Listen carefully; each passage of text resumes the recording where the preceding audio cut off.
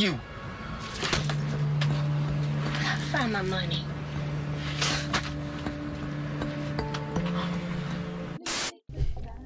Hey guys, and welcome back to Little Black Book. You know what time it is. Talking to you guys today about the show Sistas Season 3, or if you want to call it Season 2, Episode 13.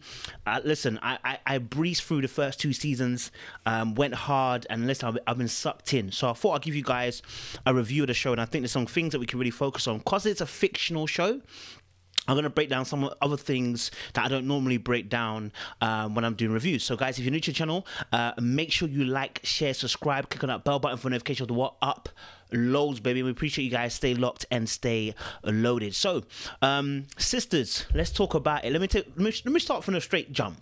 Hayden, moving mad. Why are you asking me? I just wondered. I'm always saying somebody. Yeah. Well, that's part of the problem. And why is that a problem? Because you got the best thing. Like we saw for the last season, or even episodes before that, Hayden trying to make moves on Fatima. Now, here's the reason why Hayden really is endowed with Fatima. One, he's possessive. Number two, he's entitled. Okay, and this is a major thing because Fatima is showing control and refusing to settle down. His entitlement and ego and pride is refusing to lose. There shouldn't even be a loss here because technically the girl don't want you. That's not a loss. She just doesn't want you. You've had a little thing in the past. Let it go. When guys can't let things like this go, they are possessive, they're egotistical, they're entitled, and very quickly they can go into abuser mode, right? They can go into possessive mode. And that's where I'm scared for Fatima, because he's starting to show those signs of an abuser, right? When you go into a workplace of her person that she's seeing and you go and threaten him, yeah, and then you're calculated enough to not say that you actually threatened him, but made it kind of clear that you did say something, right? Then you are showing signs of being an abuser. Right, and it's very interesting, that scene, because the way the director set it up, I think, is very intentional. I always pay attention to body language, but I pay attention now to color, right? So the colors that each character is using is very, very important. Now, you should see in drama, we see levels, right? Oftentimes, when a person is standing up, they're the one that has the power compared to the person who's lower, who is establishing that I am being dominated. But the truth is here, that isn't the case. With Hayden and with Fatima in this particular scene, if you watch the colors, is very, very important, right? Although he's wearing a very dark blue, I think almost dark black, almost bluish kind of color, right? And that speaks to control. When we talk about dark blue, one of the features of dark blue is that people who like that color, who wear it often, it's an emotion. It elicits behavior of being very controlling, being reserved about feelings and repressing those emotions, right? The need to want to have autonomy over your environment, okay? So when I saw that he was wearing a darker blue compared to her, it's interesting because she's also a controller, right? She doesn't want man to fall in, well, she doesn't mind they fall in love with her. She doesn't want to fall in love, which I think is very, very important, because when it comes to the scene later on, we see her with Zach, the two colors that they show are very, very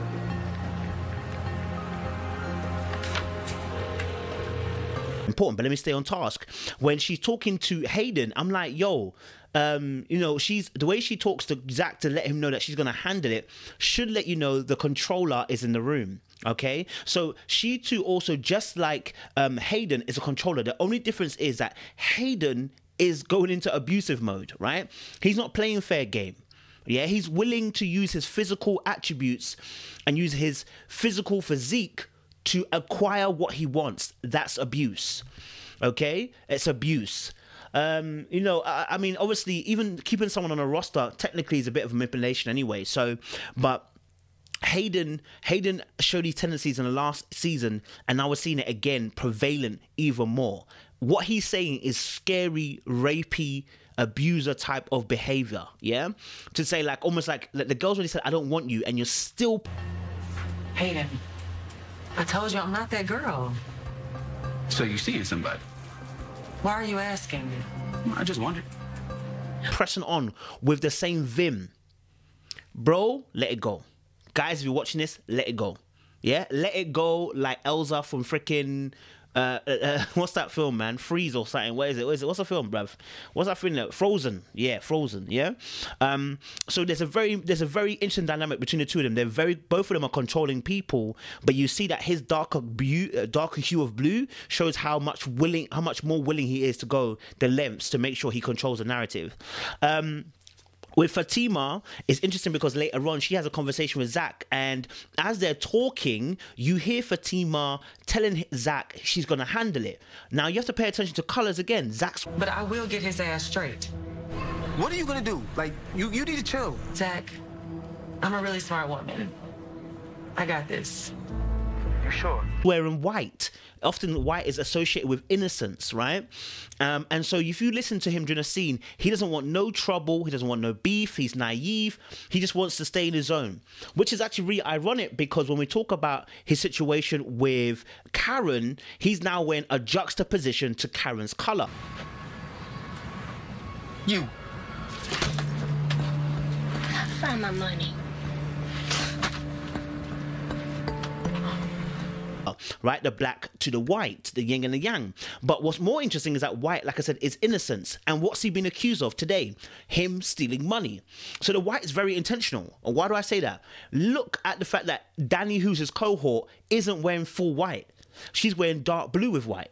And there's a reason, because the dark blue, again, initiates controller. Danny's a bit of a controller. Look at the way she dealt with her man, right? But inside of her, she's not really about that life. Whereas Fatima, in and out, is a controller.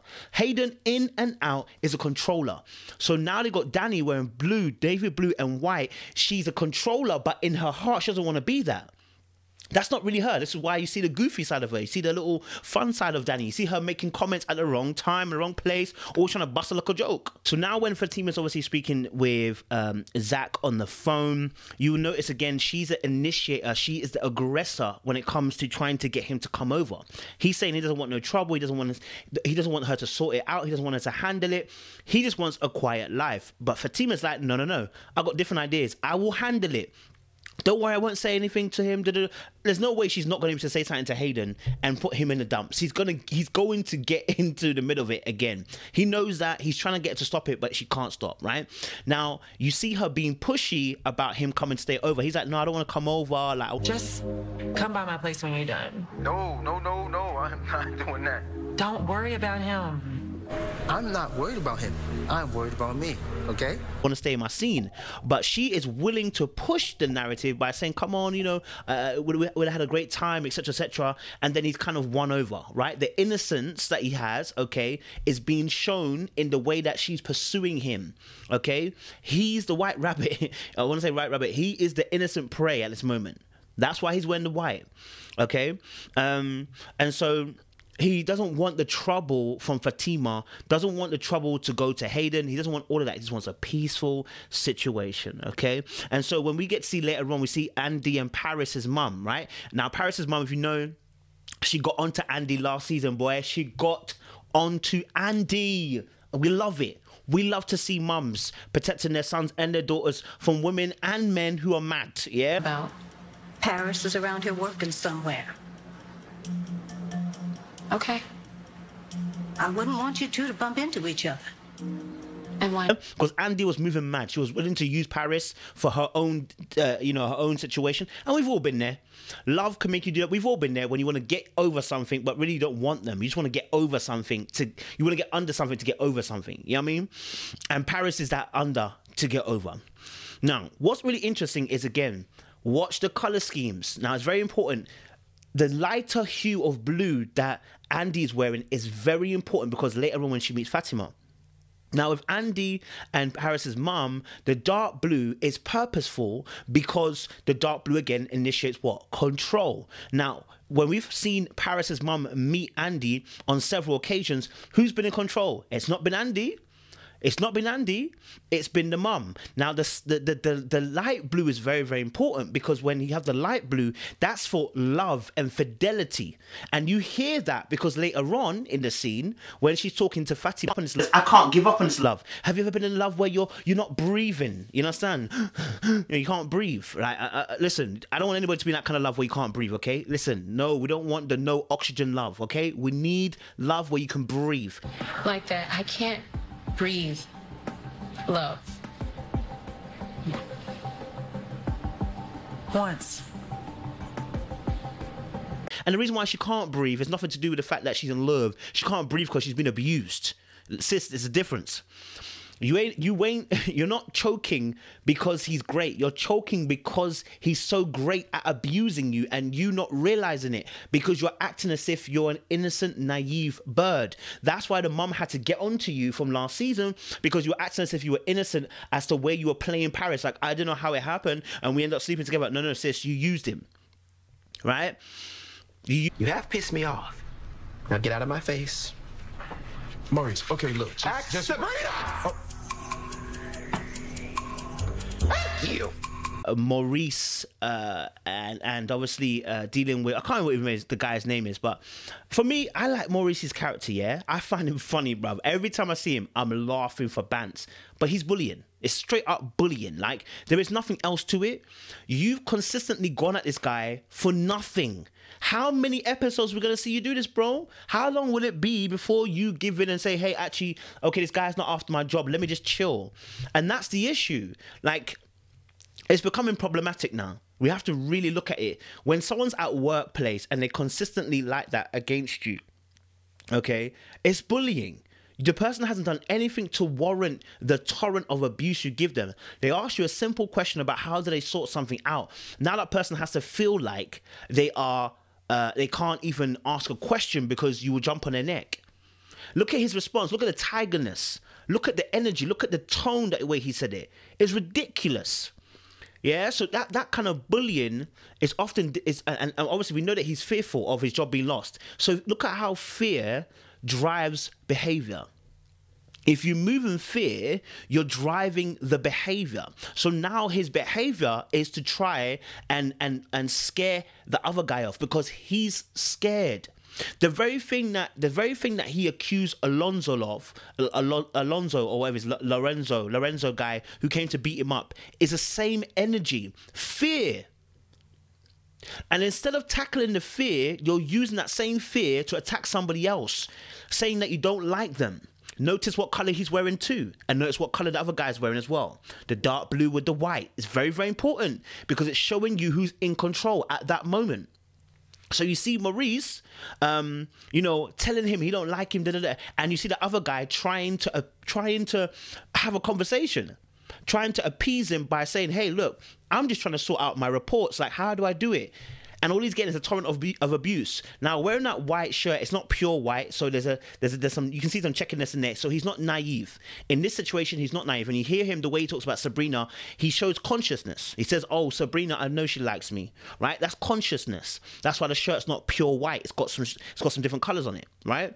And so then you hear him talking about not being presumptuous about the fact that Maurice was gay, because he's obviously said he plays with footballers. He's never really thought about someone being gay because everybody on the team wasn't gay, which is naive, very naive. But again, also he couldn't be presumptuous. It would also be presumptuous, and quite frankly, I guess obviously, I mean, it would be a good guess if I said you're gay. Okay, we look at Maurice and say, "Oh, look, you're gay," but what if he wasn't gay? You know what I'm saying? It would be offensive. So, we don't just assume the same way we don't, you know what I'm saying? We don't just assume because it can be something that could be, offensive to somebody. But it's evident that this guy is consistently trying to tap into Sabrina. He's consciously aware that Sabrina may be, avoiding him, but he wants it. Bro, if you want it, you got to go and get it. And if she says no, let it go. Like what? Let it go. Let it go. That note was off. Don't worry about that. All right, cool. So, because obviously, Sabrina's even getting a little bit angst now because he's coming into the room and she's like, "Wait, I've shown you 2 times now." She's even overthinking every behavior of his because, as far as she's concerned, she thinks that he likes her. I mean, I showed it to you twice. Yeah, but it's a little complicated. And he thinks that she likes him. So both parties here are not communicating effectively. And then we see obviously old boy come through as well and see them chatting and say that he's not jealous, and then suddenly he gets jealous. You know what I'm saying? Like, we can do with another episode. You know what I'm saying? But evidently the shirt color was very, very important because it shows there is naivety there or some innocence there, but it's not naivety, right? It's some innocence there. It's not naivety, unlike Zach, where he's naive to the game of Fatima. Right? I wouldn't say he's an unaware guy, but you can tell with the way that Fatima's playing him, he's almost got this innocence like to him, right? Whereas with this guy here, he's conscious, he's aware, he knows that Sabrina may be feeling him a little bit away, and he wants to play on it. This is why he's gone into the room to ask for the reports again. But obviously, he did ask Maurice, fair enough. First of all, he did ask Maurice in the first place, and then got sent away. So I give him that. And then we had Zach and Karen. I think it's probably the biggest part of the show that's really interesting. She's wearing black, he's wearing white. They're in juxtapositions. I hate you, you hate me, but actually I love you and I care for you, probably more than likely, is the energy they're both giving off. Here's the most important thing. Karen went in there with information from her friend, which, fair enough, she thought was correct information. But her words here to Danny, which was, who else could it be, lets me know that you're not 100% sure it was Zach. And if you're not 100% sure it's Zach, you cannot go in there with all the artillery in the world to take out a whole country. Sis, it's not the thing to do. I know you're mad, but I need to know that you know Who else it was him. would do it? I don't know. I just want you to be sure. Because if you're wrong, the come down is different. Do you see? So now, why is she going in with all guns blazing? Because it's accumulation of things. I can't fully blame her for feeling so angry. That's what the Bible says, be angry but sin not. The anger isn't the issue, it's the action that comes from it.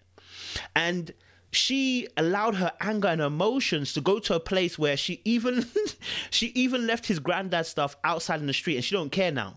So, and if you notice, black is the epitomizes strength, elegance, conventionality, intelligence, wealth.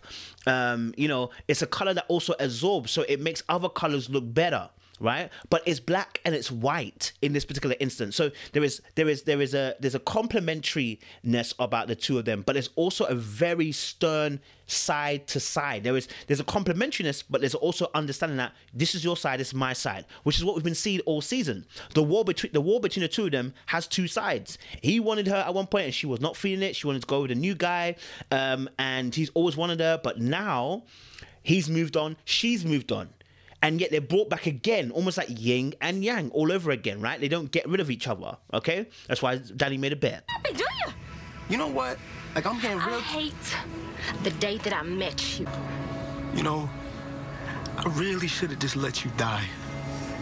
But then they say some words which, when you're in an argument, guys, when you're in an argument, there are some things you cannot say because you cannot take it back. He said one thing and she said one thing. He said, I wish I never took the knife for you. Like, basically, you should have died. Right? When he, in his anger, he said, you basically should have died. Okay? In her anger, she's thrown his granddaddy stuff out onto the street. So now we've got two people who are so angry, they're doing things that things that you can't take back. Do you really wish that you let her die? Do you? Really? Because she accused you of £6,000 fraud. Because she accused you of £6,000 fraud and she came in there all guns blazing. Yeah, she was wrong. Why did you react the way you reacted? Because you care. You really care. You still care. Do you understand? And obviously, the fact that she threatened him with the prison thing as well, that's, again, I can't blame her, because when she's calling you and your phone is off and then you block the number, I can't fully blame her, because like I can see how that could be so frustrating and angry, because she's got information from someone who's, I guess some information from somebody, her friend who works with her, saying it's you. And then now you're doing something which looks suspect. I'm calling you, you're not picking up, and then you're also blocking my number. So you're looking suspect. Do you understand? So I can understand where she's coming from, where she's vexed, but both of them were doing were gonna say and do something they cannot take back. And when you're in a relationship, that cannot be the premise. You cannot allow yourself to get to that point. Because the Bible says, don't let your anger go down, don't let the sun go down in your anger. The reason why is because when listen, life and death exist. People don't forget easily, man. You understand? People don't forget easily. Do you know what I'm saying? But the slap was way too far. The physical attack was way too far. In fact, that's abuse. And it's abusive. I know she's angry, but for you to slap somebody, you've gone way too far. You know, I know he said F you, and understandably, but he didn't raise his hand to you, and we can't have double standards. That is out of line. You understand? Never put... You. Find my money. So never put your hand on a partner, ex-partner, somebody. Just never do it, man. It should never get to... You shouldn't get riled up to the point that you do something like that. You should never allow yourself to get to that place, because at that point you've lost control. At that point, you've gone over the line, and you are no longer being able to communicate effectively. Okay, it's abusive. So please, guys, if you're in that space, never allow yourself to get to that point. Don't matter how much they stretch you. Don't allow them to bring you out of pocket. Okay? But I would say this as well. He didn't defend himself very well. I mean, if you're going to tell... If I'm accusing you of stealing £6,000 and you come out the way you came out, of course, I'm going to accuse you more. The way you defended yourself. I'm like, get out of my face. What do you mean? Blood, do you think she's messing around when she came up on the plane? Do you think she's messing around when she comes through gate 7 and coming behind the scenes? Do you think she's doing it for banter? Evidently not. You understand? Yeah. But I do get the fact it's your workplace, it's your place of work. You don't want trouble, etc., etc. But bro, come on, man, come on. What I would say is interesting though. There's a conversation between Danny and which I think we'll have to explore in another episode. But Karen felt like she was being let down by Danny because Danny asked her, I think, a very viable question. You know that you know Who else it was him. would do it? I don't know. Are you 100% sure? And instead of answering, you said, well, who else could it be? Sis, that's not really the answer I'm looking for when I ask you a simply direct question. Are you sure? Who else could it be? No. Is it him or not? Yes, it is. That lets me know you're confident. That lets me know you definitely know what you're talking about. About? Paris is around here working somewhere. Okay. I wouldn't want you two to bump into each other. And why? We have Fatima and Andy, and I think it's really interesting because, again, you're going to see the opposing colors. You're going to see Andy in light blue. You're going to see Fatima in darker blue. And the reason why is because they're going to tell two different stories that are similar but are opposing. The opposing situation is that love and fidelity, the need for love and the need for that feeling and emotion of being loved and cared for, versus the repressed feelings and fear of love. Okay, the two of them are at opposite ends of the spectrum. And so Fatima shares a story where she says the reason why she is the way she is, and she doesn't even realize she's explaining it, is the fact that she got hurt because she loved someone, and when she did, she got burnt so bad. Now she's gone into controlling mode, and so her heart is closed. And yet we've got Andy, who is holding on to something that she needs to let it go, let it go, yeah, let it go. She needs to let it go, right? But she can't let it go because she's so invested in love. And so you got two opposing sisters who are doing two things that shouldn't be happening when you want love to fester. Fatima should let go of the pain and embrace what's new. Andy needs to let go of the madness and embrace what's new. The new here for Andy is singleness, and the new for Fatima is to say, I'm going to not be in control and allow myself to move along with what I'm seeing instead of controlling the narrative. But again, because the dark blue versus the light blue, it's showing us again they're two different stories. Okay. And so, you know, the fact that obviously, what's his name? Is it Gary? The fact that Andy still loves Gary, not a problem. Andy, you can love Gary. He's an abuser, though. Or I should say even he's going to get abusive because his anger to a point is dangerous. He's manipulative. Okay?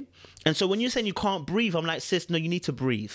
You know what I'm saying? This is not Blue Cartrell and Sean Paul. Breathe. Okay? This is not Mario. Breathe. Sis, breathe. Okay, you need to open your lungs and breathe the real air, because this guy has been ruining your life for so long, which is why Danny had to try and let her know in the very beginning of the scene about, listen, hey, look, don't ever forget the truth. My man's still moving wild. Don't let the apologies, don't let him, you know, him saying, you know, I'm sorry, you know what I'm saying? Don't let none of that confuse you. Don't let any of that confuse you. He is doing the exact same thing he always does, right? You don't need to forgive him. And that's why you notice that in his scene, he's wearing dark blue versus she's wearing black. What? And then you notice also the blacks underneath the blue. This is dangerous. Aaron. Okay. Aaron, what is going on in there? This guy is a controller, but he's sophisticated with it. He's intelligent with it. He's a mastermind with it. Do you understand? He's wealthy with it. He's, you know what I'm saying? Like, he's classy with it. He knows how to play it. That's why the emotional, you know, plea about, you know, I always love you, he's dangerous, bro. Whereas we see with Fatima a repression of emotions. From Hayden, we see a repression of emotions. With Gary, we didn't get that. In the end scene, we don't get repression of emotions. We got all the emotions, but it was a calculated move. That's why the black turtlenecks went underneath. So important. It's sophisticated manipulation. Sir, we ain't gonna play that game round here. We ain't gonna play that game round. So yeah, Andy, let it go. Andy, let it go. And so yeah, Fatima's got commitment issues, and we're gonna explore that in another episode, I'm sure. But yeah. It's such an interesting show. So let me know what your thoughts are down below in the comment section. Yeah, let us know your thoughts. Give me your psychological kind of views and what you saw. Let me know what you think. Appreciate you guys. Stay locked and stay loaded.